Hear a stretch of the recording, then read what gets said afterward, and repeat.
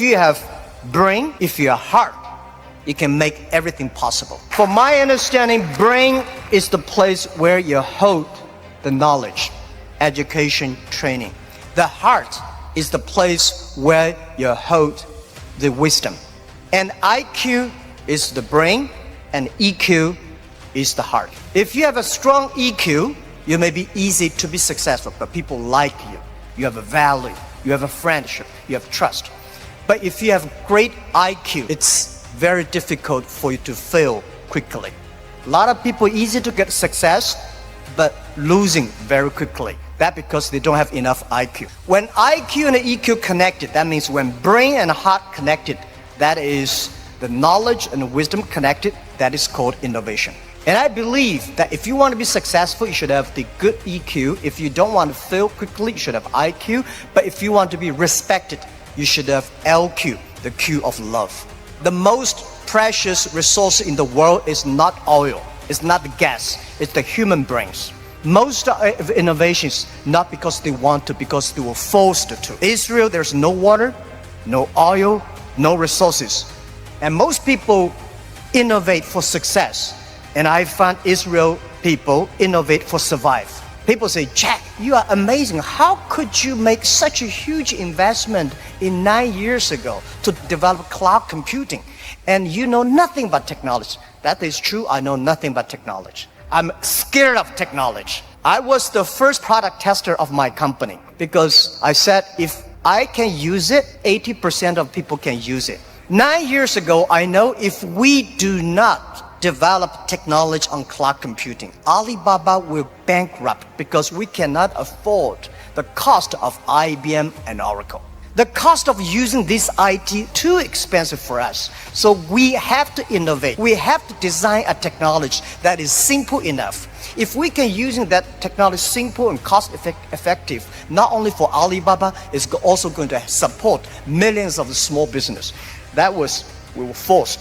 And the other thing is that, we have 11/11. November 11 is the largest shopping day of China. Last year, for the first minute of November 11, we had 18 million people came in first to second. With that good technology, our company will bankrupt immediately. We sold more than $24 billion last year for one day. This year, we don't know how much we will sell for one night. It's the technology behind it. So we were forced to do that. And today, a lot of people say, young people have no opportunities.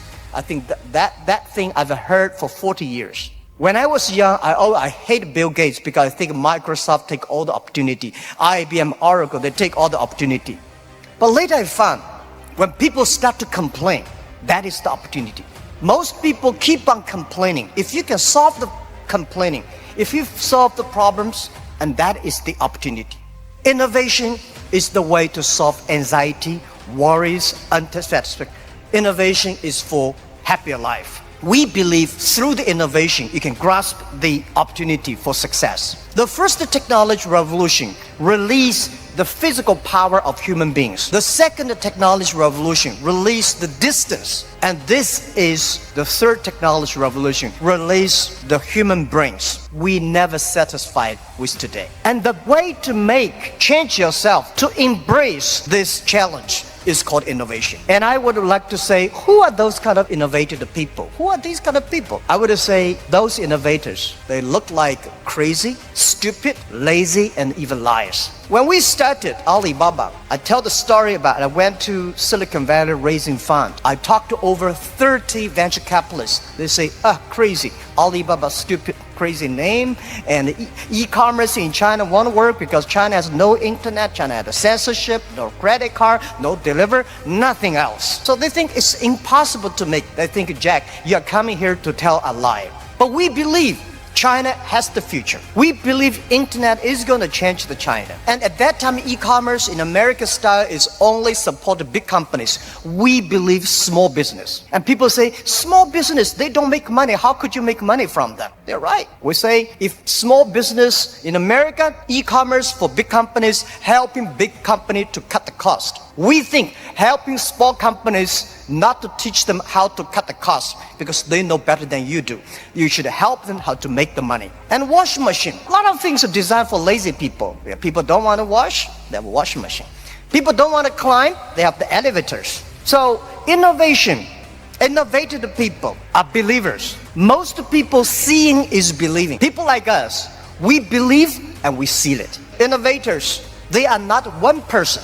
They are a group of people. So when you invest in money in somebody, you should see, does this guy have followers? If you have a group of people who are crazy like him, that would be great. I remember early 2000, I went to the United States to talk about, make my speech about internet in the future in China. I believe internet population in China will be bigger than the USA. People say, that is not true. My reason was very simple.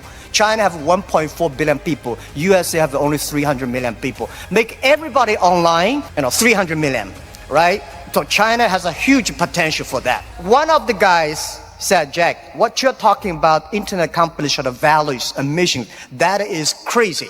And I say, sir, please come to my company. So I came to Hangzhou, my company, spent 1 week, and the day he left, he said, Jack, I know you're crazy, but I found 100 people in your companies, they're all crazy. Crazy people don't think they're crazy. They think people outside they're crazy. So, and most of the innovators are not very successful people because successful people very difficult to change. I never try to convince successful people. They will tell you how they succeed, they will continue to do this. Those people who don't succeed, they always want to succeed. So one of the reasons why Alibaba succeed 20 years ago, we never try to convince those people who are successful. We try to spend time on the people who are 18 years old, 20 years old. They are not successful. So 20 years later, they become successful, we become successful. That is how we did it. Now most of the people who buy online, they are 35 to 40. 20 years ago, they only spent $2. Now they spend $3,000. That is the difference. Innovation has nothing to do with the technology. When we talk about innovation, everybody thinks, high technology. It's not about that. Innovation,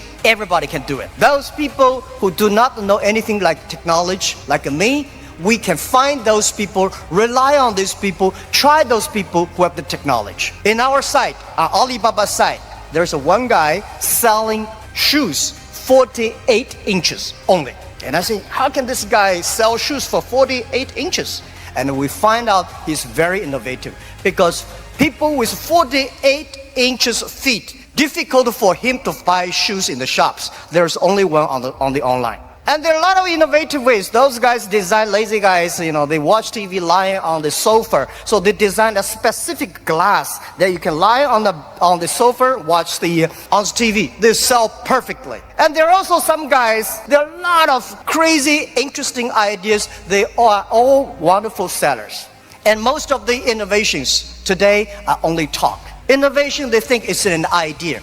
Entrepreneurs make the innovation reality. So we have to show a real entrepreneur have to believe in the future, have to suffer, have to be ready for the terrible lives in the future. So I believe everybody has the ability of innovation, but you just don't spend the time to discover that. And I think the best investment for tomorrow is education. In the past 20 years, we make people like machines. Next 20 years, we will make machine like people. You like it or don't like it, we have to change ourselves. This thing is coming. What we should do to change our education systems, to teach our kids they can do the things the machine cannot do. It's the entrepreneurships that make ideas reality. In 1860s, when UK had first the cars came in, automobile coming, they destroyed a lot of jobs of these horsemen. Horsemen at that time are the main jobs of the society. These are white collar people. They went to the government, pushed the government, say, you should stop these cars because they're going to kill people on the road,